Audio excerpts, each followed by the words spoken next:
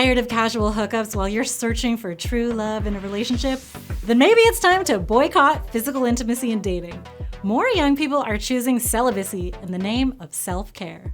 Today, we explore why more people are going boysober and girlsober to find out whether the trend is a sign of mass cynicism or enlightenment. With the overturning of Roe v. Wade and, our rights being stripped away from us, this is a way that I can take back the control. Celibacy is probably one of the best things I ever started in my life. Let me explain.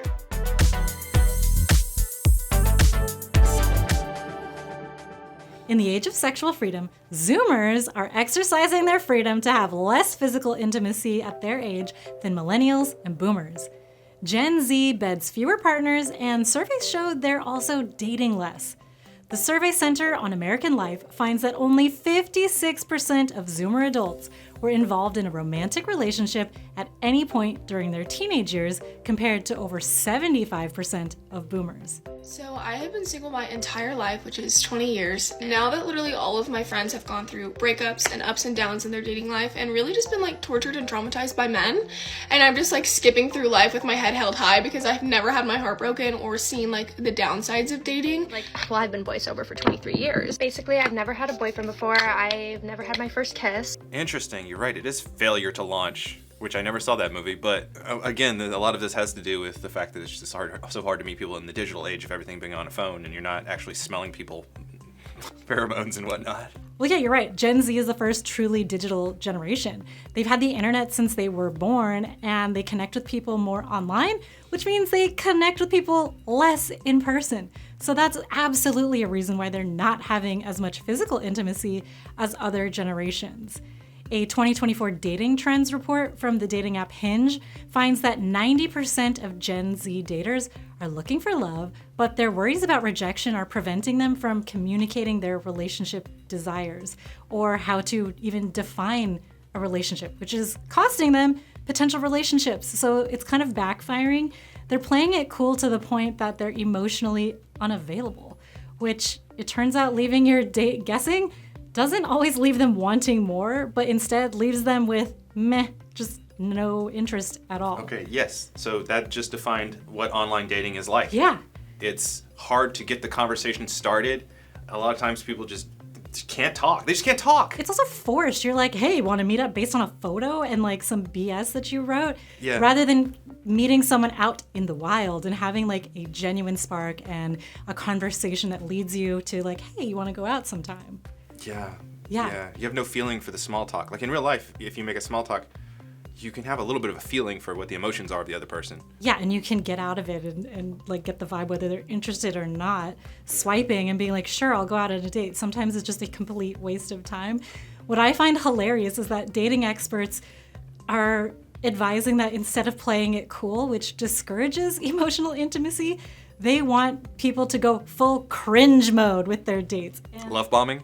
No, apparently cringe mode just means being open and honest about what you're looking for, whether you're looking for a relationship or not, and what you need in order to be happy in a relationship. It's crazy that that's considered cringe these days.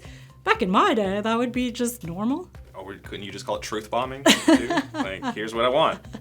Yes, I just think it's funny that people are just playing it like they're so nonchalant, so la-di-da-di, so cool, and then people are like, well, you're obviously not interested, I'm not interested, that's boring. Yeah. Or showing up on the first date and then finding out the truth, and then it's just ugh. So what's the difference in abstinence versus voluntary celibacy? So abstinence is more of you're abstaining from maybe just a short period of time from any kind of physical intimacy or relationships altogether, but you would have an end date on that, or maybe you're just abstaining from certain acts, but you're open to dating, but you're not open to going all the way with somebody. But voluntary celibacy is more of a lifestyle where you completely give up relationships, romantic relationships, physical relationships. You don't focus on texting people. You're just not focusing at all on those aspects of relating to people. Instead, you're focusing on yourself, and this would go for an extended period of time. A lot of people that we've heard from today have gone upwards of a year. Okay, so part of this vol-cel movement you're saying is because people are tired of the struggles of dating. Yes, and I love that we're calling it vol-cel because these are voluntary celibates, meaning that they are choosing it consciously rather than the incels who are involuntarily celibate. So good on you, Tyson. That's really funny. Yeah, that's absolutely part of it. People who date men go boysober because they're sick of being disappointed. So they completely swear off dating, talking, texting, physical intimacy, the whole thing. 1 year ago today, I decided to cut men out of my life entirely. Meaning, I deleted all dating apps. I would respectfully decline any men that approached me. Not only am I not pursuing anything serious, I'm not pursuing flings, I'm not doing hookup culture. For others, the movement is political. With the overturning of Roe v. Wade and, our rights being stripped away from us, this is a way that I can take back the control. And So Tyson, imagine a sci-fi world where women all around the world just go on a complete sex strike. How long do you think it would take in that scenario for us to get a lot of rights? Bodily autonomy. What? If women went on a sex strike, that's an interesting scenario. Just imagine you're married and your wife is like, sex strike, no, not until you do this chore, that chore, that chore. How long is it gonna take for you to comply? Okay, that's a good way to pitch it. You're gonna comply pretty quickly. That's my point. There would be resistance, all the stages of grief, and then eventually compliance, adaptability to try to make it happen. The voluntary celibacy trend is more common among people who date men, but people who date women are also joining the movement and going girl sober. When you're celibate for a certain amount of time, you just get into the mind state that not every female is worthy of your energy. You're allowed to drink alcohol. You don't have to, but you can. That's not what this is.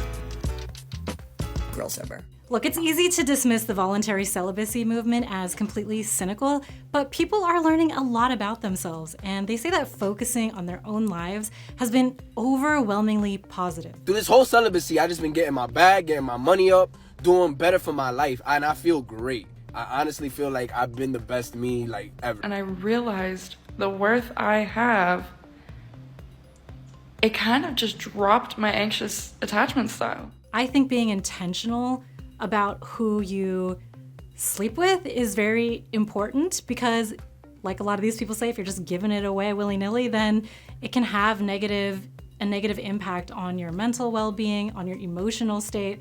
So I like that people are being more intentional. Would you ever do a bout of celibacy? I can see this being a benefit for some people. For example, I know people that are just constantly been in relationships since they've been an adult, one to the next, and they're never single. I've been dating since I was 16, and now that I'm 28, I finally have decided to be single for the first time in forever, that I haven't been talking to anybody. I broke up with all of my situationships, and I am now on the opposite side, where I think relationships and pairing up is actually very culty and weird, and the cult consists of everybody you know.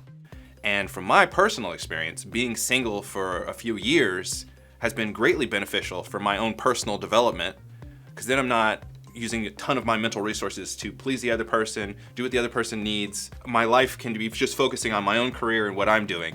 Eventually, once I get there, I'll be ready to jump into a relationship. But I'm loving being single. I would not consider myself voluntarily celibate, though. But have you gone through long stretches of maybe where you just weren't really focused on that? Yeah, the pandemic. It was a dark time. I don't know that kind of celibacy was really helping anyone. Pan celibate. And that was involuntary. I guess we all became incels for a while there. Okay. Oh, well, here's a story. Here's a story about being pan celibate. So the girl that delivered me food from the groceries had a mask on. I had a mask on, but she looked kind of hot. So I had her number for the delivery, and I texted her to do a blind date and try to sell her on it. She almost went for it, but then she asked for my Instagram and then bailed. I just don't think I want a relationship again. It's too much work. It sucks. I just want to date myself. I wish I had a clone that was a hot girl. So cool. What's that? When's that trend coming? That's Which so might be funny. possible in the future. It's totally going to be possible. Yeah. We'd have all the same interests. We'd be very happy with the kitchen and the bathroom all the time. We would not deny ourselves pleasure. We would not deny ourselves. What do you guys think about the voluntary celibacy movement? Would you ever go boy sober or girl sober? Or maybe you've already taken a break from physical intimacy and dating. Let us know in the comments, and be sure to subscribe to The Social Shift for more stories like this. I'm Brigida, and that's Tyson. I'm Tyson. And if you're my female clone out there and Mr. Sinister has somehow cloned me and made you, let me know. Okay, great. That was an X-Men reference. Okay, now...